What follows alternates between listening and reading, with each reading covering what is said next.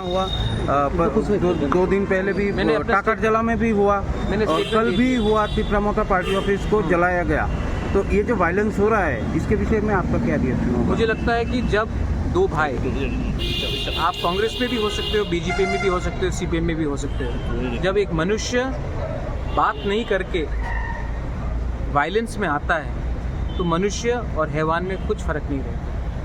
हम लोग एक छोटे से स्टेट त्रिपुरा से हैं। आज का समय है कि त्रिपुरा मोथा हो, बीजेपी हो, सीपीएम हो, कांग्रेस हो, हम सबको एक होकर जो बांग्लादेश से घुसपैठिया त्रिपुरा में आ रहे हैं उनको रोकना चाहिए, ना कि एक दूसरे के संग फाइट करना चाहिए। और अगर कोई डिफरेंसेस है तो बैठकर शांति से बात करना चाहिए।